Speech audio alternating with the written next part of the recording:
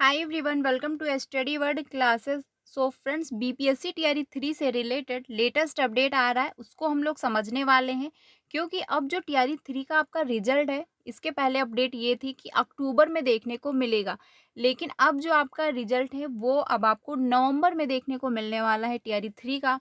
तो इसको लेकर अपडेट है, हम लोग डिटेल में समझेंगे कि अब आपका जो रिजल्ट है वो कब तक आखिर डिक्लेयर किया जाएगा, अक्टूबर में या फिर नवंबर में। वहीं पर जो है आरक्षण में हुआ क्या पूरा बदलाव है, वो हम लोग समझेंगे कि आरक्षण में क्या चेंज किया जा रहा है। और वहीं पर जो है कौन से ऐसे अभ्यर्थी हैं जो बाहर होंगे टीआरई 3 से। और वहीं पर जो है एमपी टेट एग्ज़ाम को लेकर न्यू अपडेट आया है, तो इस पर भी हम लोग बात करने वाले हैं। तो वीडियो काफ़ी इंपॉर्टेंट होने वाली है, सारी इन्फॉर्मेशन डिटेल में समझ लेते हैं, तो वीडियो में लास्ट तक बने रहिएगा।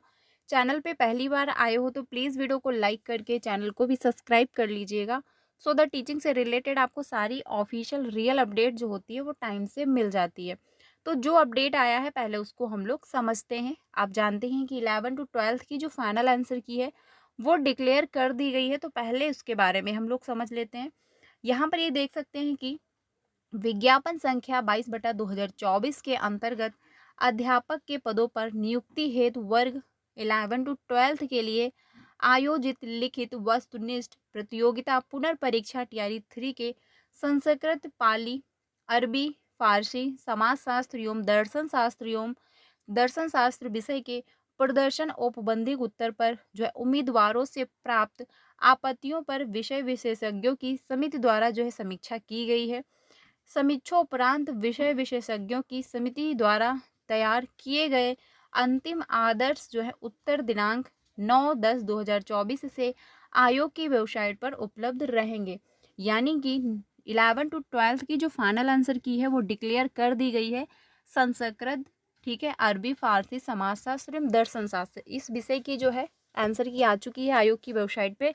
तो आप लोग डाउनलोड करके मैच कर सकते हो, देख सकते हो कि जिन क्वेश्चन को आपने चैलेंज किया है वो एक्सेप्ट किए गए हैं या फिर एक्सेप्ट नहीं किया गया है, और कितने नंबर आपके बढ़ के आ रहे हैं, कितने क्वेश्चनों के नाम जो है उन्होंने आंसर दिए हुए हैं या फिर उन्होंने आंसर नहीं दिया है। ठीक है, तो ये आप लोग मैच कर सकते हो। नॉर्मल सी बात है कि 1 से 2 नंबर आपके कम भी हो सकते हैं और 1 से 2 नंबर आपके बढ़ भी सकते हैं।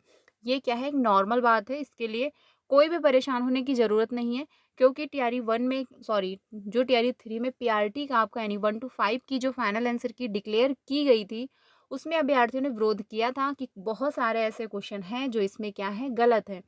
देखिए, ये होना नॉर्मल है। तो अगर आपको लगता है कि हाँ, इसके जो है आंसर गलत दिए गए हैं, तो आप क्या है, आपको दोबारा से क्वेश्चन चैलेंज करने का मौका नहीं मिलेगा। तो ये ध्यान रखना है, इसीलिए जो है जितने भी नंबर अब आपके बन रहे हैं वो फाइनल होंगे। इसमें अब कोई भी बदलाव या किसी भी प्रकार का कोई भी चेंजमेंट अब आपको देखने को नहीं मिलेगा। तो कमेंट में बताइएगा कितना आपका जो है नंबर बन पा रहा है, कितना कट ऑफ जा रहा है। इससे ये होगा कि एक आइडिया लगेगा कि जो है 11 टू 12 का कट ऑफ कितना जाने वाला है। ठीक है, तो आप लोग ज़रूर कमेंट में बताइएगा कि कितने नंबर आपके बन पा रहे हैं।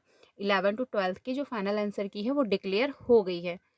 वहीं पर जो है एक नोटिस ये भी जारी की गई है जो आपको आरक्षण को लेकर है आपके, और इसी की वजह से आपका रिजल्ट भी डिले होगा। ठीक है, और इसी की वजह से आरक्षण में भी बदलाव देखने को अब मिलने वाला है। तो देख लेते हैं जो नोटिस जारी हुई है, पहले उसके बारे में समझते हैं। देखिए, ये नोटिस जारी हुई है कि टीआरई 1 और टीआरई 2 और टीआरई 3 के कक्षा 1 से 8 में 36 महिला आरक्षण लागू करने हेतु जो है सामान्य प्रशासन विभाग बिहार पटना के परिपत्र संख्या इतने में दिनांक 15/2/2016 का पालन नहीं किए जाने के संबंध में। यानी कि इसमें जो है कहा गया था कि महिला यानी 1 से लेकर 8 में क्या है, महिलाओं को जो है हॉरिजेंटल आरक्षण मिलेगा।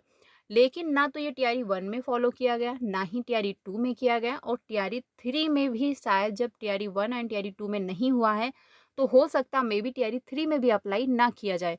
इसीलिए ये पत्र जो है जारी किया गया है प्रशासन की तरफ, मतलब प्रशासन को भेजा गया है कि आप इसका पालन करें। यानी कि टीआरई 3 में जो है महिलाओं को जो 35% आरक्षण मिलता था, 36 महिला आरक्षण, वो उनको दिया जाए। तो इसका बेनिफिट महिलाओं को होने वाला है, यानी कि ज़्यादातर जो सिलेक्शन होंगे 1 से लेके 8 में वो महिलाओं के ही होंगे। और ये जो 36 महिला आरक्षण है ये किसको मिलेगा, ये सिर्फ बिहार की जो महिलाएं हैं उन्हीं को मिलेगा, बाकी अदर स्टेट की जो महिलाएं हैं उनको इसका लाभ नहीं मिलेगा।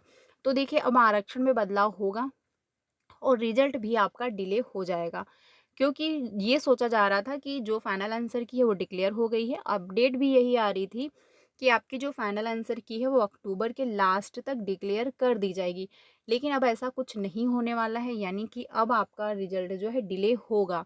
रीज़न ये है कि आरक्षण में यानी 36 जो हॉरिजेंटल महिला आरक्षण है, अब इसको भी महिलाओं को देना होगा, इसमें परिवर्तन होगा, यानी आरक्षण में बदलाव देखने को मिलेगा। तो रिजल्ट जो है आपका फिर से बनाया जाएगा, प्रोसेस होने में टाइम लगेगा। तो हो सकता है आपका जो रिजल्ट है अब नवंबर के फर्स्ट वीक में आए। अगर आ जाता है अक्टूबर के लास्ट में तो बहुत ही अच्छी बात है, लेकिन क्या है बहुत रेयर है। अगर विभाग बहुत फास्टली काम करते हैं तो हो सकता है आपका रिजल्ट अक्टूबर के लास्ट में आ जाए, लेकिन अक्टूबर के फर्स्ट जो है नवंबर के फर्स्ट वीक में ही चांसेस बन रहे हैं कि आपका रिजल्ट आएगा, जो अपडेट निकल के आ रही है।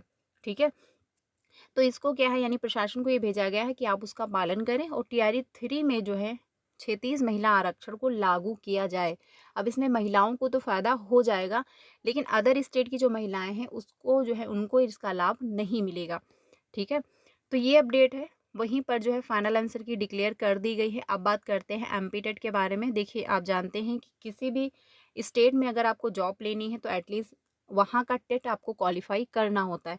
तो अगर हम अपने स्टेट का टेट क्वालिफाई करके रख लेंगे तो कभी भी इन फ्यूचर अगर वैकेंसी आती हैं, क्योंकि रूल चेंज होते रहते हैं और बहुत सारे ऐसे स्टेट हैं जहाँ पर सीटेड वैलिड नहीं है। ठीक है, तो इस वजह से क्या है आपको वहाँ का टेट क्वालिफाई करना पड़ता है। तो इसी वजह से एमपी टेट में जो है टीआरई 3 एमपी टेट के जो है वर्ग 3 के फॉर्म अप्लाई हो रहे हैं, तो आप लोग कर लीजिए। एटलीस्ट वहाँ का जो है एमपी टेट अगर आपका क्वालिफाई होगा तो वैकेंसी आएंगी तो आप वहाँ पे अप्लाई कर पाओगे। जैसे झारखंड टेट है, अब झारखंड टेट में क्या है सीटेड वैलिड नहीं है। वहाँ के लिए अगर आपको शिक्षक बनना है तो झारखंड टेट आपको क्वालिफाई करना पड़ेगा, तभी जाके आप एलिजिबल माने जाओगे। लेकिन यूपी में अगर बात की जाए, अगर फ्यूचर में सुपर टेट आ जाता है तो अदर स्टेट को भी मौका मिलेगा, क्योंकि सी जो यूपी है यूपी में सीटेड वैलिड है। सीटेड अगर आपका क्वालिफाई हो जाता है तो आप सेंट्रल लेवल का होता है, किसी भी स्टेट में जा सकते हो, आप शिक्षक बन सकते हो अगर वहाँ पर सीटेड मान्य है तो। इसीलिए अपना सीटेड क्वालिफाई कर लीजिए, क्योंकि बिहार में भी अच्छी खासी आपको टीआरई 4 में वैकेंसी देखने को मिलेंगी। सीटेड दिसंबर वालों को टीआरई 4 में मौका मिल जाएगा, तो अच्छे से प्रिपरेशन करते रहिए। बाकी टीआरई 4 आपका दिसंबर में आएगा और सीटेड जो है आपका दिसंबर में एग्ज़ाम हो जाएगा, तो इसीलिए आपको उसमें मौका मिलेगा। अच्छे से तैयारी करते रहिए।